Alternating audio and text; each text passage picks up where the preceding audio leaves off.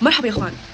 طبعا انا كغزاويه كنت منزل الفيديو الماضي اللي هو يوم 6 اكتوبر، كنت منزله فيه تهنئه الى الشعب العظيم المصري بمناسبه نصر 6 اكتوبر.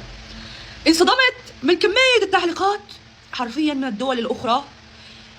قديش عن جد بتكتب في التعليقات، يعني جد استوعب بصراحه. انا بتكلم معكم اقسم بالله بضحك ومصدومه. حسيت كيف يعني بدهم اي كلام وخلص يحكوه، انه بس كيف الطفل الصغير اللي لسه هيك صغير بده يلفت انتباهه، بس هم هيك حرفيا التعليقات من الدول المجاوره.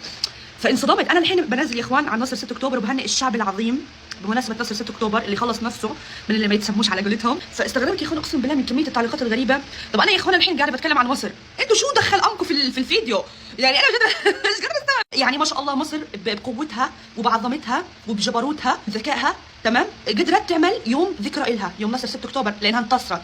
فاحنا واجبنا كلنا كعرب نهنئها، زي ما ايش يوم التاسيس السعودي بتهنئوا فيه اخواتنا السعوديين، واحنا كذلك برضه يوم نصر 6 اكتوبر لازم كلنا كعرب نهنئ مصر في نصر 6 اكتوبر. مش في التعليقات ايش عم مصر عامله لكم، شو مصر مسويه لكم، احنا اللي عملنا لكم، احنا اللي سوينا لكم، احنا واحنا وكل دوله عربيه تدخل وتقول لي انت يا غزاوي نكره معروف وانت مش عارف شو. هذا بدل يا اخوان على سواد قلوبكم، اقسم بالله هذا بدل على سواد القلوب. صفي قلبك وخفف حقد على غيرك والتهي في دولتك، ولو بدك تساعد فاجرك مكتوب عند رب العالمين، ما تستناش شكر من حد. لو ما بدك تساعد فبيننا وبينك الله، لكن تقعد زي هيك انه كل المداخلات الدول دخلت في بعضها. خربتوا لي الفيديو. هدوا شويه حقد، شو مالكم يا اخوان؟ مش لهالدرجه، احنا كلنا عرب.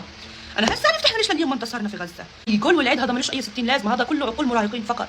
لكن في ارض الواقع صدقوني الموضوع مختلف تماما. الدول العربيه كلها افضل بكثير من المواقع. هذا كله فتن وبس، وقفوا فتن بكفي.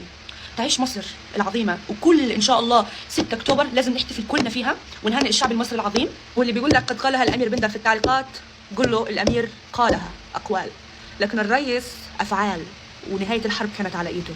تحيا مصر العظيمه التي تترك الكلاب تنبح خلفها وتفاجئ الجميع. بالمناسبه يا اخوان اتفضل بسكوت نواعم، بسكوت مصري اصيل بهدي الشطه النار اللي جواتكم اللي في قلوبكم. جربوه حيعجبكم. شو بده يفتح